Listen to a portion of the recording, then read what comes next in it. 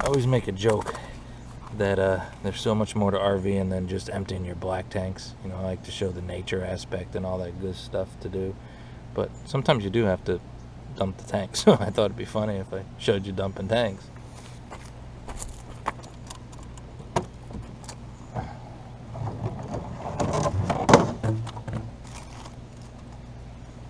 Gloves.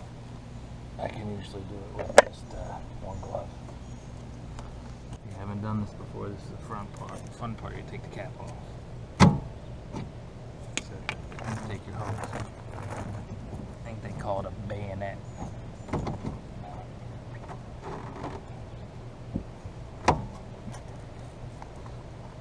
And we're in.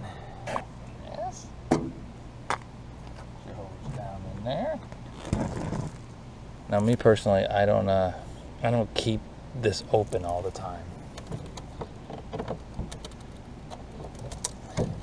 First thing you always want to do is your toilet, your black water. And if I had anything in there, it was only a little bit of water while I'm moving, but I had a lot in the gray. That's just sink water.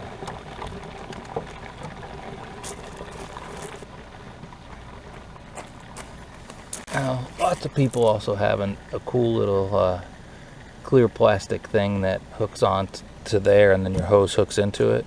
I have one, but I rarely ever use it because my RV is so low, you know, it makes it harder. Okay, so that's empty. Now we will shut the valves. Take that off. You always get a little bit of drip. Now I'll show you what I do. What I do is I put water in there. You can't see in there. And then I just do this. Putting it out.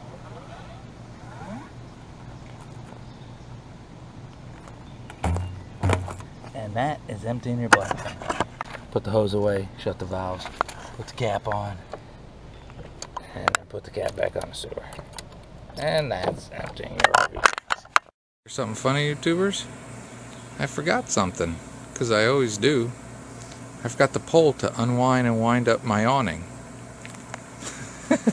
So I guess this month I won't be using my awning. The pole that goes up in there, I forgot it. Oh well, no awning. Have a great, wonderful day. See, I know a lot of people think it's stupid to bitch about this, but this stuff drives me crazy. Throw your trash out. You know, it's just laziness. So most of the time I go walking or hiking or whatever you want to call it. I take a plastic bag. One bag of trash at a time. I was here last year, they had a problem with the power. Had that cool thing with the monster truck, monster utility truck going up the hill and bulldozers, and they got it fixed. Well, now there's a water issue. There's been a leak for a while, so they turned off water. Luckily I saw the guy, so I made sure to fill up my onboard tank. Hopefully it won't take long. That's what Indianapolis is famous for, the 500. I was talking in a video earlier. And I'll tell you, this is, I guess, the first time it's ever been sold out. There goes the blimp, you can see. And I've been there, not for the race, I went for qualifying trials. And like 350,000 people there to sell it out. It's amazing. Alright, YouTubers, here's a problem I often have. Well, not just this cat. Vinny, you're killing me. But this area here, in the Class B, I have such a small little area to do any food work. You gotta clean for cats first. But then this becomes a mess for me over here all the time.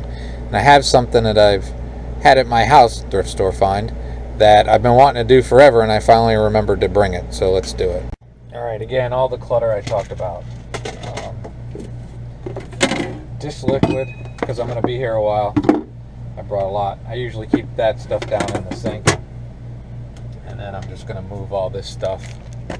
Don't do it, Vinny. Don't do it, brother. Stay right there. Because, you know, as soon as you want to use an area, that's when they have to be there. That's where he's like. She lays like that all the time. Cats because some people don't want any of the cat stuff. Been here 2 days. That's the amount of water in there in 2 days. I still got my travel of sriracha. Just don't want to get shot by a chef. They don't, you know, you take that into a restaurant, they're not that happy with you. Since we're here, we're gonna clean it, but I won't bother with this because I'm sure they'll get up there again before I cook again. This area has become like my always a mess area, so maybe this will help. I don't use my propane cooktop very much. Every now and then, if I'm dry camping or if I'm stopping at a gas station or something to sleep for a few hours and want to cook, because I don't do Walmart all that often. Hopefully I was nice enough to edit out the cleaning process, but here's the thing. This is one of those little carry things. These are like $8-10. Again, this was a thrift store find for like under $1. So what I'm going to start doing, I think, is just set it there, and then all the stuff that always ends up on my counter, so I can throw all the stuff that always ends up on my counter making a mess in there. We'll see how it works. Not a big thing and it's not in the way, and then I can just move it out of there and put it back. So we'll see. Alright, YouTubers, see if that works. Great and wonderful day. If I need the extra space, I can quickly move stuff and then put it back. Find several different ways to see if that works. First impression, I don't know. Maybe. We'll see. But in a way, that just reconfirms everything I've said about thrift stores. These are $8 at a store. I saw them just the other day. Even at Aldi's, they were like $8. And I paid 69 cents for it. And if it doesn't work, I can either find something else for it, I can sell it in a garage sale, or just take it back there. I don't know. We'll see how it goes. Okay, YouTubers, here's another thrift store idea I had. This is one of those shades. Again, it was 69 cents. And my problem is I have a hard time putting the shades in the front window because the cats go crazy if they can't look out the window. And if they can't look out the window, then they drive me crazy. So I had an idea, and I'm not sure how it's going to work. My idea was to kind of put this across here like that, but I can see that's not really going to work. All that scared Vinny, and now he's hiding in the litter box like he does. So I have an idea. I put that up there. That should give me some privacy and still allow the cats to get up in the window. So let's go out and see. I'd make it hard for people to see much of anything in there, and I could still put these curtains on the side. See, 69 cents. Then I don't have to worry about people seeing in, and the cats can still use their window. So what this is gonna be, I'm gonna leave that up there and see what happens. See what they do. See if they freak out. I usually have my walking stick that I could run across there, but let's do this awning floaty thing I use. Alright, and that might, I don't know. It might, I don't know. We'll see. I'll try it without it first, because it's just a matter of seeing if they will still go up in the window and then go up on and do all the stuff that they do. Alright, that's a good sign. He just jumped up onto the cooler like normal. So maybe this won't bother them. Alright, YouTubers. Gonna do dishes, and even though I got electric, I'm heating up the water in the coffee pot, and I'll use a combination of hot water and water out of my holding tanks to rinse the dishes in the sink. I also do weird stuff like my hose is hooked up from the water to the RV, but I usually fill up the tank. And then even when I don't, if I'm using water straight through, I call it pass through, I shut the water off on the faucet. I've never heard of like I've never heard anybody say that their water lines or something inside the RV burst from pressure. I do use a pressure regulator, but I just figure if I'm not using the water, I just turn it off. So, but again, usually I hook up, fill up most of the water into my tanks, and I only use them for dishes, and on rare occasion taking a shower. I don't drink it. But we're gonna do dishes. It is Saturday, and this food's been in here in this 12-volt cooler since Tuesday, swear to God. This chicken I'm gonna cook tonight, and you can tell it's still frozen-ish. I'm gonna take that out. I'm gonna let you see me kind of go through it. Coffee creamer. There's another London broil, mostly frozen. These are still frozen. There's hamburger. Things are just starting to get where you can squeeze them a tiny bit. This one's probably the least frozen, and it's still frozen. But what I will do is I will take it and I will put it in here. And I will take this one out, which is well and truly frozen. Put it in there. Back down in. It's amazing how well this is staying cold. There we go. Alright, YouTubers. I'm going to get in here. I was just in a second ago. I'm going to get this chicken out. It's like it's in the refrigerator for a few hours after being in the freezer. Today is Friday. I loaded this up on Monday, the week before.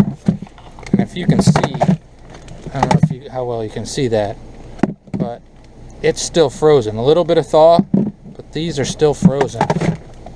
So that's 11 days that this has stayed good. But what I'm going to do is I'm going to prepare this to cook. Probably going to cook it tomorrow, but I'm going to get it started.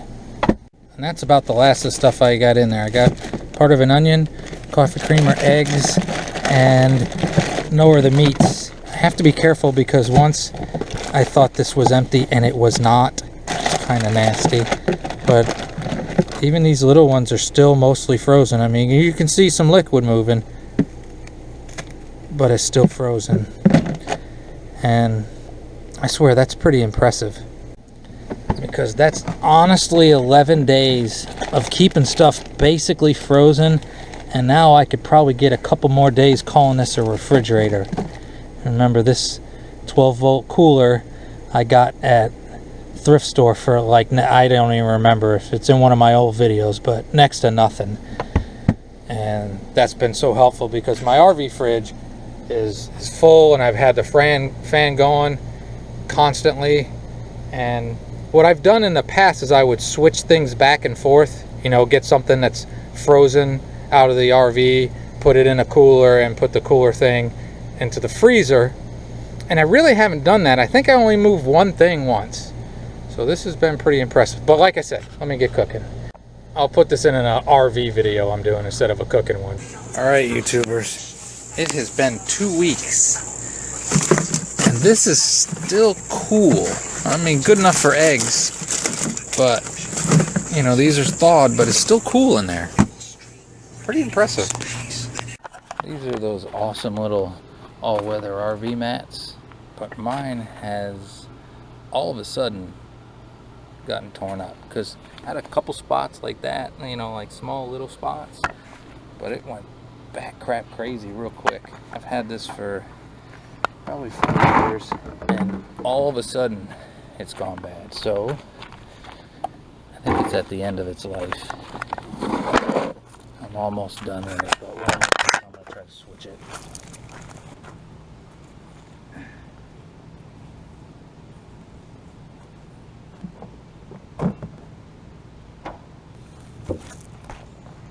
If I get the rest of the trip out of this before I throw it away. I have another one, but it's much bigger, so I'll just try to get the rest of the trip out of this. Darn. It's done well though. It's had a good life. I guess I could put a tarp under it, but it defeats the whole purpose of letting water go through and stuff like that, so things don't last forever. 4 years is pretty good though.